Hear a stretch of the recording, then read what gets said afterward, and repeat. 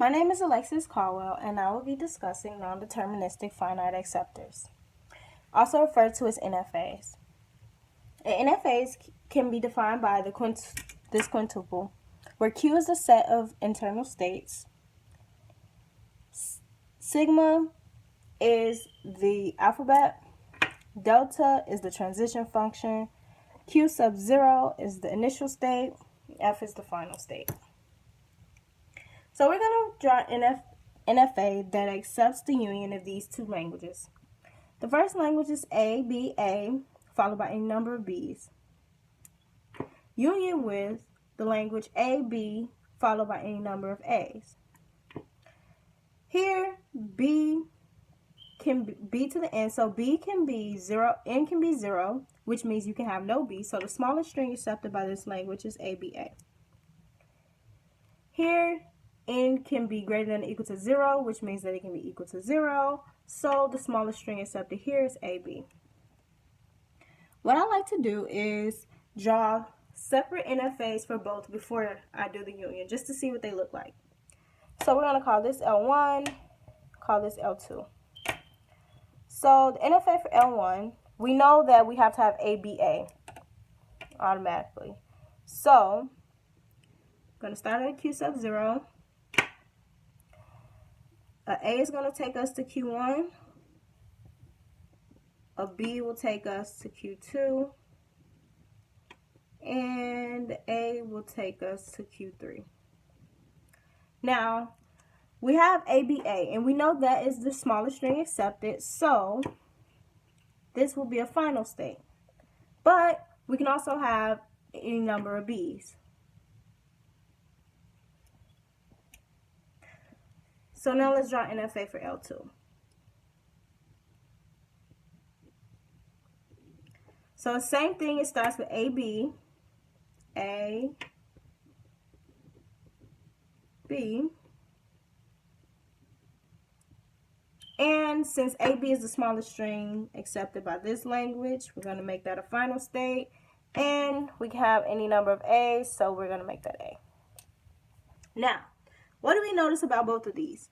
So we notice that both of them start with AB, and then for this one, you can have another A, you have to have another A that leads you to any number of B's.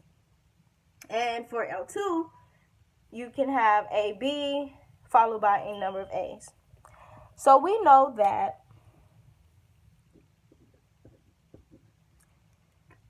the NFA that will union to both of these languages has to start with AB, because both languages starts with AB. So Q sub 0, A, Q1, B, Q2. So we have our AB, starts with our AB.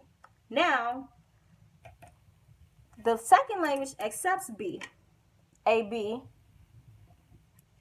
as a string, but the first language doesn't. So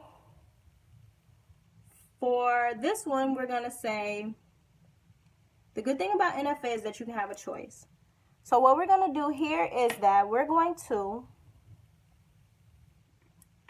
you can either go this. So with the A, you can either go to Q3 or you can go to Q4.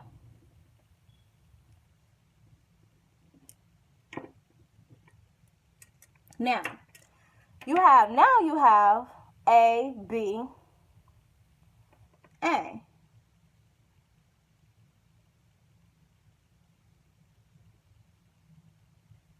Which means, so now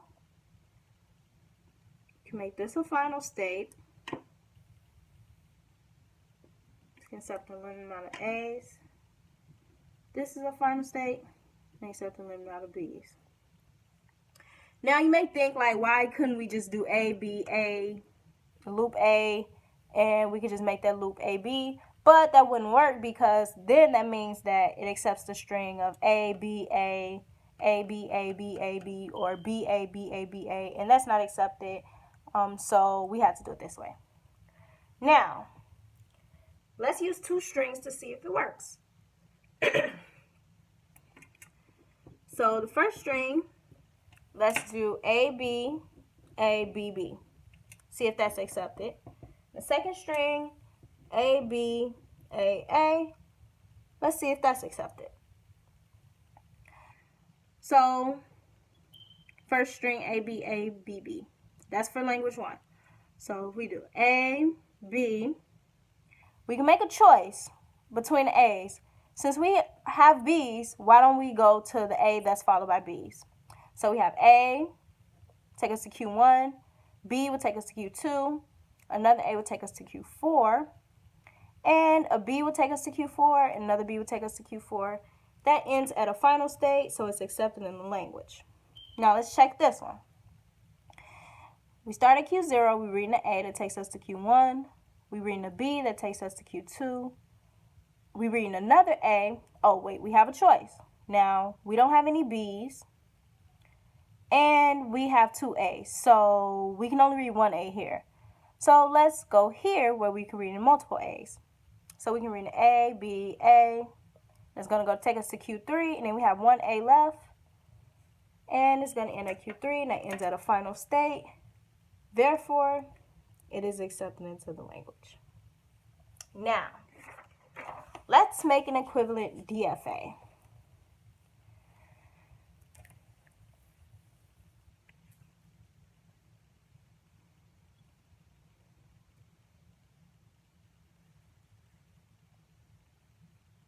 Okay, so for the DFA, we're gonna do a transition table for the DFA. And the DFA is a deterministic finite acceptor. Now, we're gonna start with Q sub 0. And we're going to start our table. We're going to have A here, B here. So when you're at Q sub 0 and you're reading the A, that'll take you to Q1.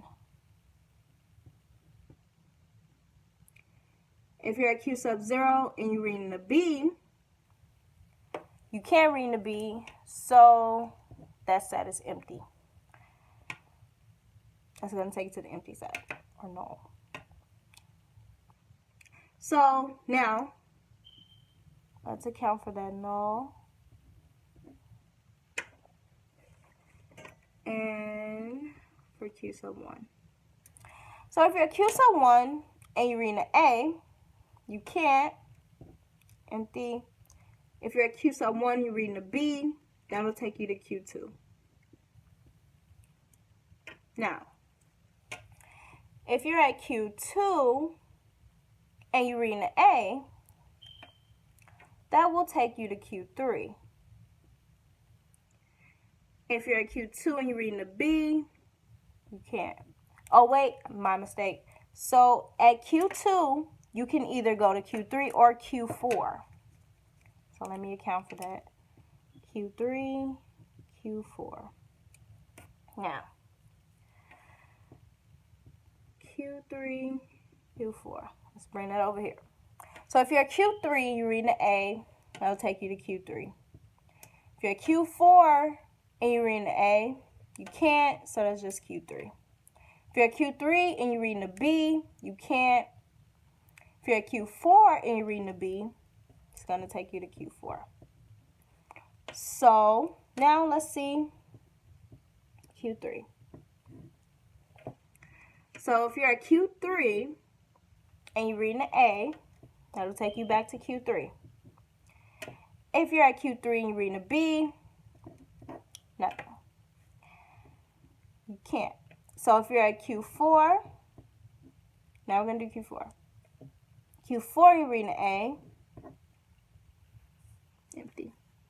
So if you're at Q4 and you're reading a B, that's just going to take you back to Q4.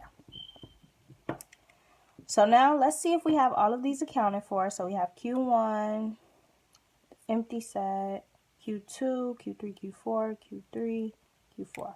Okay, so now we can create our DFA. So we start first, make this z sub 0, z sub 1, z sub 2, z sub 3, z sub 4, z sub 5, and this z sub 6. So for z0, it's going to be our initial. And let's just put it, before we start, let's put a star by our final states. So our final states will be Q2, Q3, and Q4. So we have Q2, Q3, Q4, and since this one has Q3 and Q4, it's also a final state. So we're at z sub 0, and we read in the A, that'll take us to Q1, which is Z2. We're in the A, that'll take us to Z2. Okay, so now we're at Z0, and we read in the B, that's going to take us to our dead state, which is Z1. This is the dead state. So if you're in the B, it'll take you to your dead state. Now, for Z1, that's our dead state, so AB. Now, we're at Z2. And if we read in the A, it's empty, so that'll go to our dead state. If we read in a B, that'll take us to Q2, which is Z3.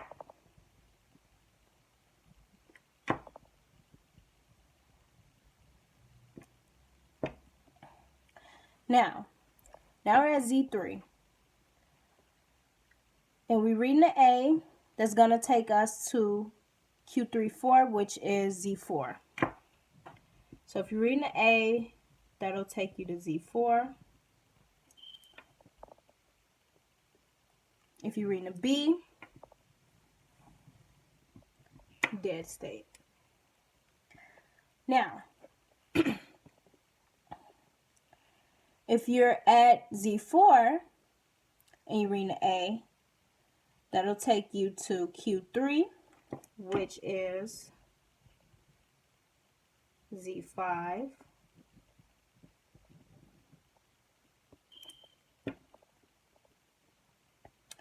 And if you read in a B, it'll take you to Q4, which is Z6.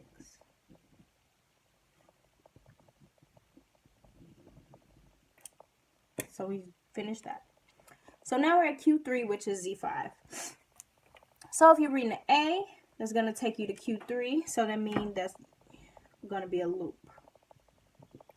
And if you're reading a B, it's going to take you to our dead state. Now we're at Z6. If you're reading an A, it's going to take you to dead state. If you're reading a B, it's going to take you to back to Q4. Now, our final states are Z3,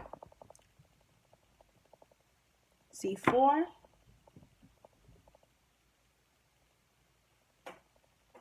Z5, and Z6. So let's test out our strings that we used before and see if they end up at a final state.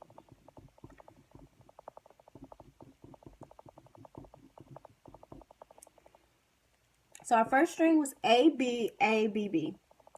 So we're going to start our initial state, Z0. I'm going to read the A. That's going to take us to Z2.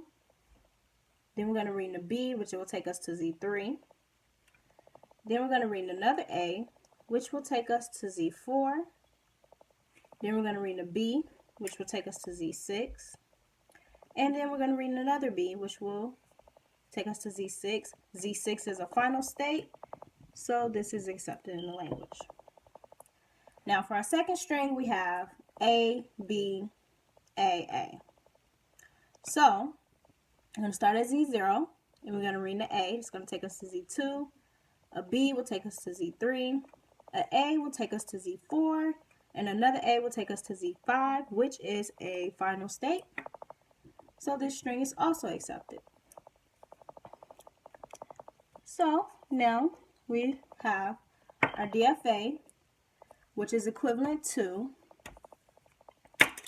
our NFA for the union of these two sets.